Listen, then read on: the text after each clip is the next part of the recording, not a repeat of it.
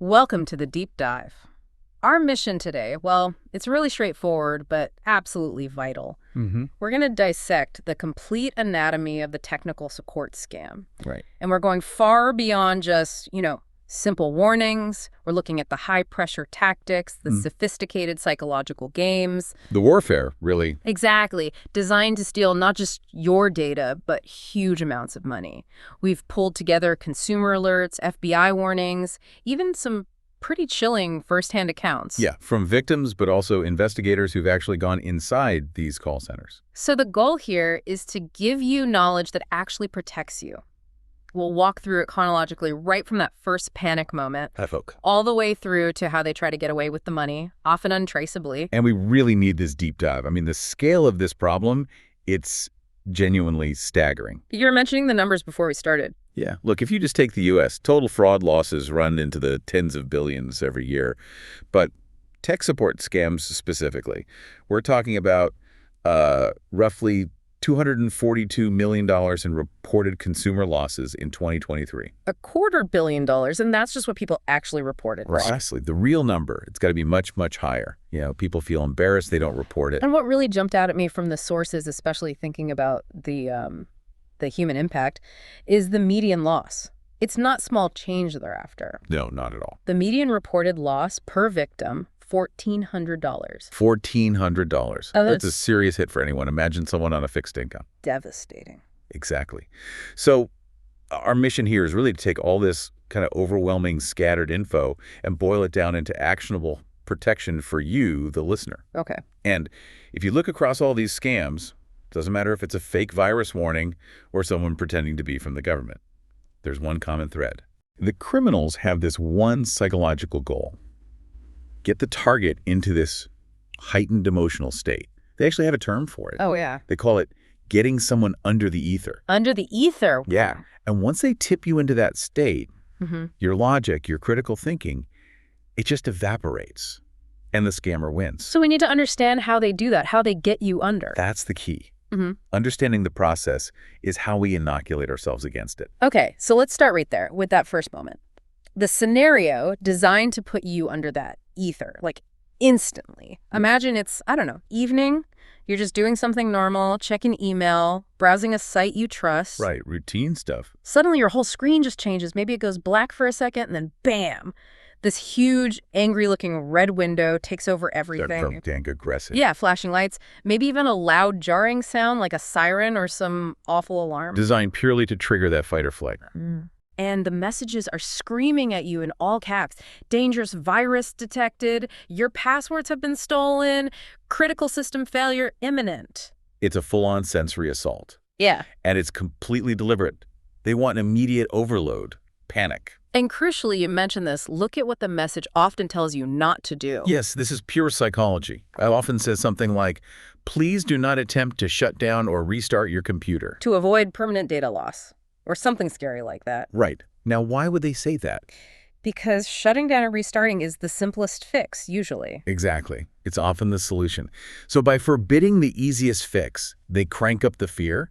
They make you feel like you have to follow their instructions instead. Which is always. Call the toll-free number right there, big and bold on the scary screen. Yeah. They need you locked in that crisis mode, feeling like calling is the only safe option. Okay, so that's the setup, that immediate panic. Then the scammer's playbook kicks in, focusing on that fear and manufactured urgency. Totally.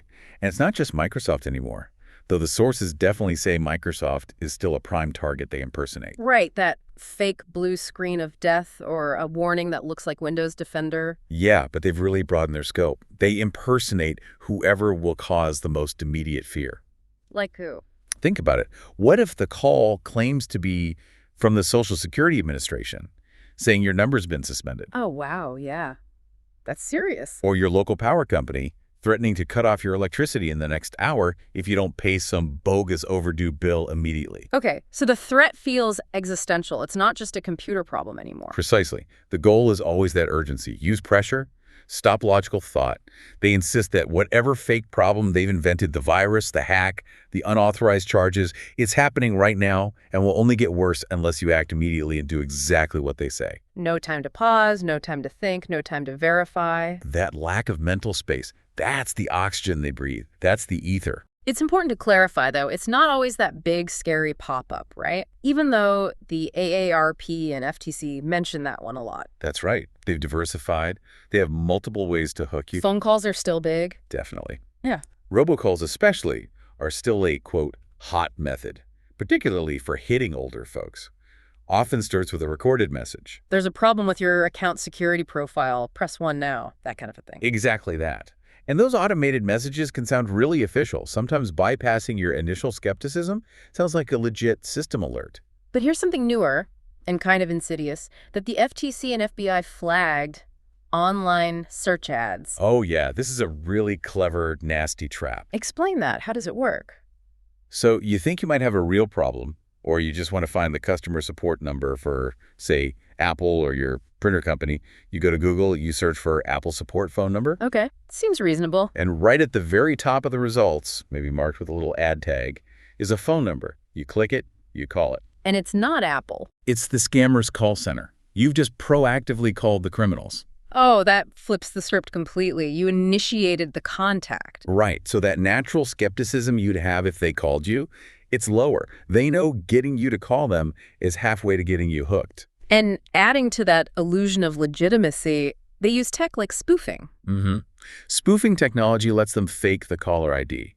So the call looks like it's coming from Apple or Google or maybe even your bank's real number. So the takeaway is, if you get an unsolicited call, text, email, whatever, claiming there's a problem on your end, that itself is almost certainly the first big red flag. Absolutely. That's rule number one. Okay, so they've triggered the panic. Maybe they've gotten you on the phone through a pop-up or a fake ad. Now the game shifts, right? It's all about making the threat feel incredibly real. Exactly. It moves from raw fear to building credibility.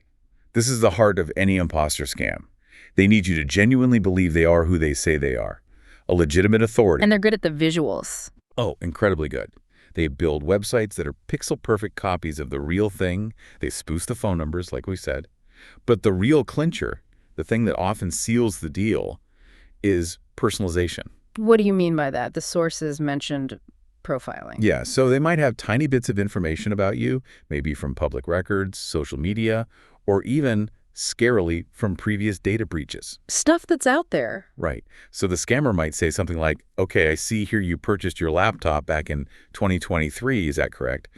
Our system shows a security alert possibly linked to your warranty expiring soon. Right, if that detail is right. If that little nugget is true, boom, instant credibility. You think, wow, how would they know that unless they're really from Dell or whatever? They use these small truths to build rapport and make you trust them. Okay, so you trust them. You believe there's a real problem. This leads to what you called the most critical step. The keys to the digital castle. Their request for remote access, yes. This is where they ask to get inside your computer. Correct. The quote-unquote technician will say they need to run diagnostics to see the problem you're having, the virus, the breach, whatever lie they've spun. And they'll guide you to install software. Yeah, they'll walk you through installing remote access software. They might name specific ones. We saw UltraViewer mentioned. Or sometimes they use legitimate enterprise tools like TeamViewer or AnyDesk. Tools that aren't inherently malicious, but in their hands. Become weapons. They reassure you, oh, this is standard procedure. We just need to take a quick look. But, okay, let me play devil's advocate. If I install it, can't I just watch what they're doing, see the mouse moving, and if they start doing something weird, I can just disconnect, right? Seems like a small risk if they might actually fix this terrifying virus. But that's precisely the dangerous assumption they rely on. You think you're in control just watching. Yeah. But the reality, based on forensic analysis of these scams, it's terrifying. They only need seconds, maybe 30 seconds of access. 30 seconds? What can they do in 30 seconds? Plenty. That's all it takes to silently drop persistent malware onto your system. Most commonly, something called a remote access Trojan, or RAT. RAT. Okay, tell us more about that. What is it? Why is it so bad? Think of our RN as a secret backdoor into your computer. Once they install it, which again takes literally seconds, it runs silently, hidden.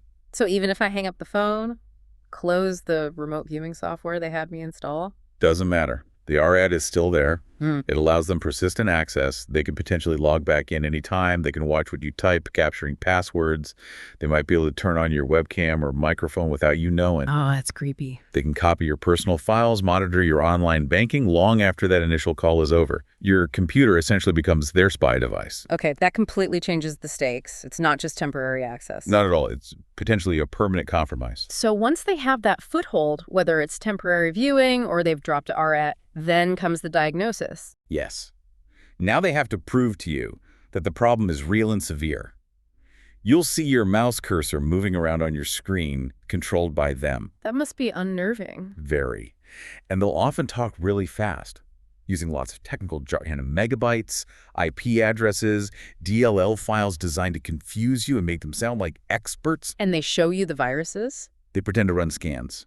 Then they'll open up things like your Windows Event Viewer, or maybe just temporary system folders, things that often have lots of files with complex names or warning icons that look scary to a non-expert. Stuff that's actually normal. Often completely benign. Normal system logs, temporary internet files, but they'll point to them dramatically and say, look, hundreds of malicious infections. Your system is riddled with Trojans. And because you're already panicked and they sound authoritative and you're seeing evidence on your screen? You believe them. The visual proof, combined with their confident tone, sells the lie.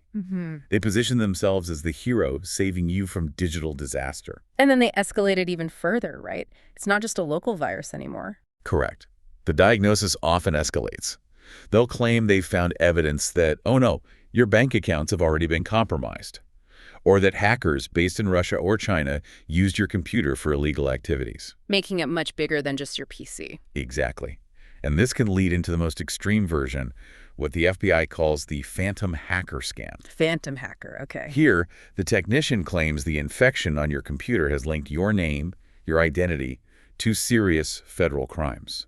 Things like money laundering, drug trafficking, Whoa. even child exploitation sometimes. Utterly terrifying accusations. So it goes from a tech problem to a potential prison sentence in minutes. Precisely. The panic level goes through the roof. It becomes coercive. You feel trapped, like you have to cooperate to clear your name. Okay, this phantom hacker scam, that sounds like the ultimate pressure cooker, leveraging the fear of government involvement. It really is. Because they've already convinced you your computer is somehow implicated in a crime. Now they bring in Act 2. Another person. Yeah, it's often a multi-stage social engineering play. The first scammer, the tech support person, will suddenly say something like, oh, this is serious. I need to transfer you to a federal agent. And they actually transfer the call. They pretend to. You might hear some static, a click, then a new voice comes on the line. This second scammer impersonates someone from the FBI or the DEA or maybe the Treasury Department or a Social Security Administration. And they sound official. Very. They'll often give you a fake badge number, a fake case ID, a very specific title, Agent Johnson, Cybercrime Division. It sounds incredibly legitimate, especially when you're already terrified. And what's the message from Agent Johnson? Simple, urgent, and designed to maximize panic. Your bank accounts have been flagged in connection with this illegal activity. Your money is compromised. It's evidence. It needs to be secured immediately. Secured how? And this is where it gets truly bizarre, but it works because the victim is so deep under the ether. The agent will give instructions that make absolutely no sense logically, but feel like the only lifeline. Like what? Give me examples. Okay, they might tell you to go to your bank right now and withdraw all your cash. Tens of thousands of dollars, sometimes. Just withdraw it all. Yes. Then they might tell you to wrap it in aluminum foil or put it in a shoebox, supposedly to protect it from electronic tracing or something nonsensical. Okay. Then what? Then they instruct you to send it somewhere, maybe overnight, via FedEx or UPS, to a specific address they give you where a money mule waits to pick it up. Send cash in the mail. Or, another common one, they tell you to deposit the cash into a special federal safety locker or a secure government account, which of course doesn't exist. It's usually a Bitcoin ATM or transferring it to the scammer's account. Or buying gold. I read that too. Yes, buying gold bars, silver coins, sometimes even high-value gift cards or electronics, things that are hard to trace and easy for them to convert back into cash quickly. Okay, let's just pause there. Is anyone claiming to be government, police, tech support, anyone tells you to withdraw large amounts of cash and mail it, wire it, put it in a crypto ATM, or buy gold or gift cards to protect it? That is 100% unequivocally a scam. Full stop. Real government agencies, real companies, they will never operate that way. Never. But it works because the victim isn't thinking logically. They're terrified, they feel implicated in a crime, and this agent sounds like the only one who can help them. To really grasp the cold-heartedness behind this, we need to look at some of the investigations. You mentioned scam baiters like Jim Browning. Yes, his work, and others like him, has been crucial in exposing the reality inside these scam call centers. These aren't small operations. They're often large, organized crime centers. Industrial scale, almost. Absolutely. Browning infiltrated networks, recorded calls, even accessed their internal systems sometimes. The stuff he uncovered is chilling. Like what did the source material highlight? Well, one expose captured a scammer just casually saying, "We don't give a shit about our customers," just flat out admitting it. Right. And there were recordings of agents literally laughing while conning people who were clearly vulnerable. Someone mentioning they were depressed, someone else who was blind. Just zero empathy, pure predation. And when confronted, if someone calls them out. They have scripts for that too. They'll deny everything, get aggressive, hang up, maybe try to block the number. They avoid any direct questions about who they really are or where they're located because the entire operation is fraudulent. So let's get to the final act, the payment, how they actually steal the money. This is where knowing the red flags about how they ask for payment is critical. It's all about untraceability. They demand payment methods that give you, the victim, basically zero chance of getting your money back. And the number one, loudest alarm bell. Gift cards. Always gift cards. If anyone, a fake tech support agent, someone claiming to be your boss, asking for a favor, a supposed IRS agent, anyone tells you to go buy gift cards. Like Amazon, Target, Google Play, Apple. Any of them. And then ask you to read the numbers off the back of the card over the phone or text a picture. It's a scam, 100% of the time. 100%. Yeah. The second you give them those numbers, the money on that card is gone.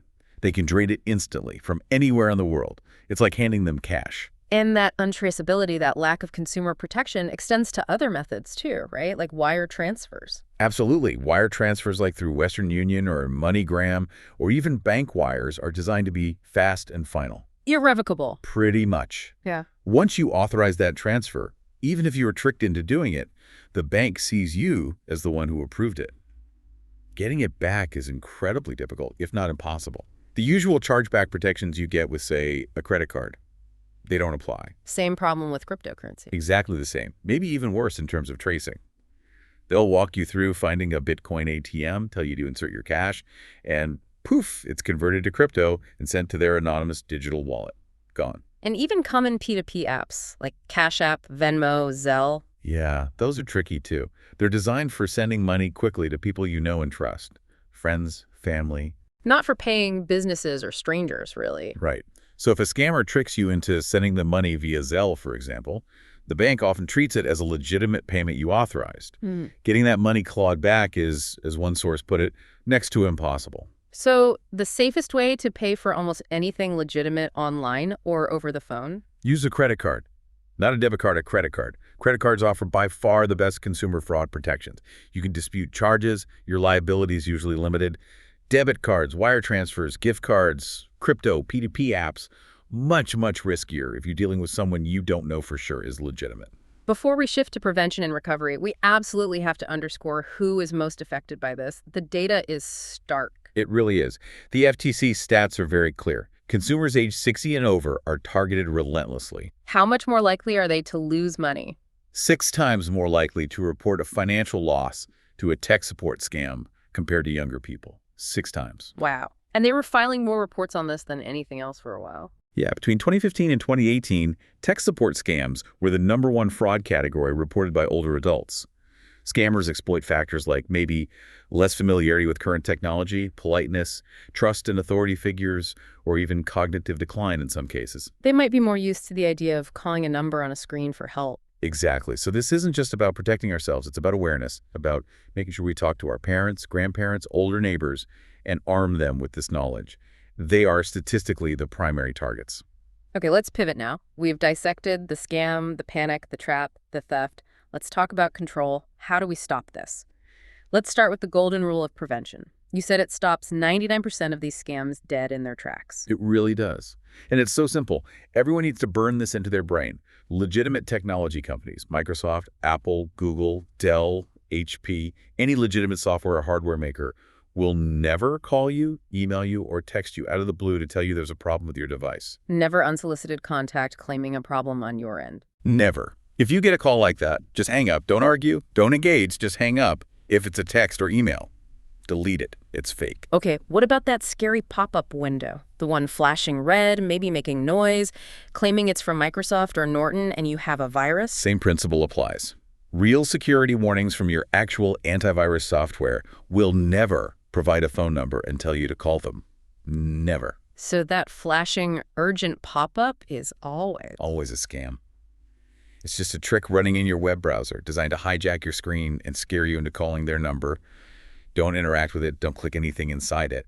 And absolutely do not call the number it shows. So what do? If your screen is locked up with this flashing thing, you can't close the browser easily. Just restart your computer. That's simple. That's simple. If you have to, hold down the power button until it shuts off, then turn it back on. In the vast, vast majority of cases, that fake warning will just be gone. Because it wasn't a real system problem, just a web page trick? Exactly.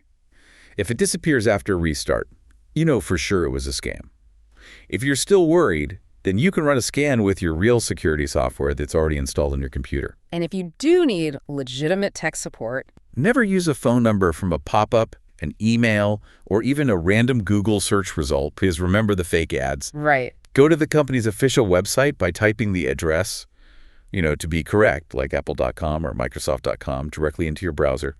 Or find the number on official documentation you already have, like the product box or a bill. Get the contact info from a trusted source you initiated. Okay, prevention is key. But let's run the fire drill. What if someone realizes, maybe halfway through the call or right after they hung up, oh no, I let them connect to my computer, or worse, I paid them? What's the absolute first step? Immediate containment. If you granted remote access, even for what felt like a second, you need to physically disconnect. Yes. Don't just close the software window. Unplug the network cable from your computer. Turn off your Wi-Fi. Better yet, go unplug your router and modem from the wall entirely. Why so drastic? Because you can't trust that disconnecting the software actually cut them off, especially if they drop to RET. Cutting off the network connection at the source is the only way to be sure you've stopped any ongoing communication or spying right now. Okay, disconnected. Network is down. What's next? Assume the worst. Assume they saw sensitive information. Assume accounts might be compromised. So, step 2, financial lockdown. Contact banks, credit cards. Immediately. Call your bank, call your credit card companies. Tell them you've been targeted by a tech support scam and may have had account details exposed or unauthorized payments made. Lock your cards. Dispute any fraudulent charges you see. Is it different for debit versus credit cards here? Yes, significantly. With credit cards, your liability for fraud is legally limited, offered to $0 or $50. You report it, they investigate, you usually get the money back quickly. With debit cards, the money comes directly out of your bank account. Getting it back can be much harder and take longer, though you should still report it immediately. Freeze any P2P apps too, Zelle, Venmo, Cash App. Okay, money secured as much as possible. What about passwords? They might have seen you type them or grabbed saved ones. Absolutely critical. You need to assume all your passwords might be compromised. So using a different trusted device, maybe your smartphone using cellular data, not your potentially compromised home Wi-Fi. Right, a clean device and network. Change your passwords. Start with the most critical ones. Email, because that's often the key to resetting other passwords. Yeah. Online banking, any financial accounts. Then move on to social media, shopping sites, everything. And use strong, unique passwords for each account. Yes. And enable two-factor authentication, 2FA or MFA, everywhere you possibly can. That extra code sent to your phone is a huge layer of protection, even if they have your password. Check if they might have sneakily enabled it themselves and linked it to their device. Now, what about the computer itself, the one they accessed? Can you just run an antivirus scan and call it good? A scan is necessary, definitely. Update your security software to the latest version and run a full deep scan. Right. But we have to be realistic about those ORITs. They're going to hide. They're designed to hide, to survive scans and reboots. So while a scan might find something, the safest bet, and this is often recommended by law enforcement like the FBI, is to consider the machine fully compromised. Meaning Either take it to a trusted professional computer repair shop and tell them what happened, ask them to wipe it clean and check it thoroughly, or, if you're comfortable doing it, perform a full factory reset yourself. Wiping the hard drive and reinstalling the operating system from scratch is the only way to be 100% certain any persistent malware is gone. That sounds drastic, but necessary if they got deep access. It's the peace of mind option. Finally, identity protection. They might have grabbed personal info, name, address, birth date, maybe even social security number snippets. Right. So the crucial step here is to protect your credit. Contact the 3 major credit bureaus, Equifax, Experian, TransUnion.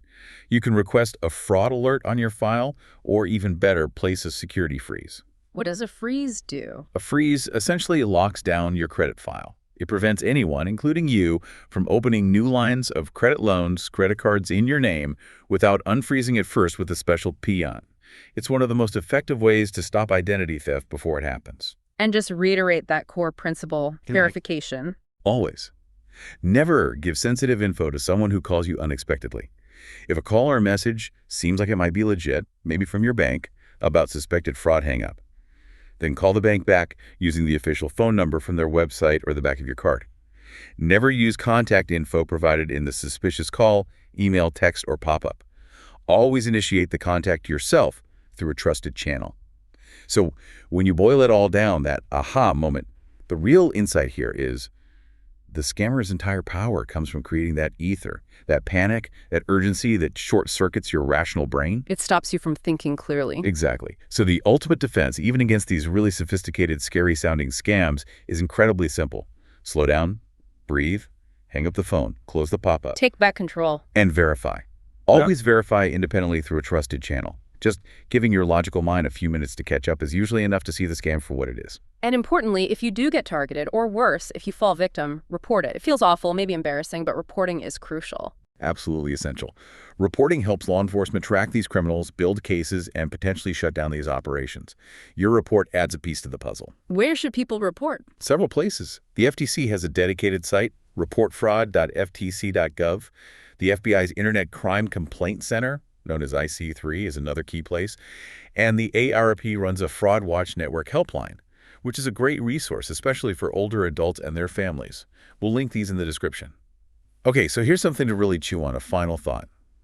We've established that the scammer's success hinges on impersonation, right? Making you believe they're Microsoft or Apple or the FBI. That perceived authority. Now that you know, absolutely, Yeah. that these legitimate entities will never contact you out of the blue like this, demanding money or remote access because of a supposed problem on your end. How did that change things? What do you mean? How does that knowledge change how you view every unexpected digital interaction? That random text message, that weird email, that unfamiliar phone call. Does knowing this one core truth make you pause and question everything just a little bit more? It should. That unsolicited contact claiming a problem is the universal red flag. Right. So the final question is, how do we effectively share this single powerful piece of knowledge that unsolicited tech help or government demands for immediate payment via gift cards is always a scam, especially with those who are most targeted? How do we get that message out there strongly enough to protect everyone from falling under the ether? That knowledge and sharing it seems like the real work we all need to do.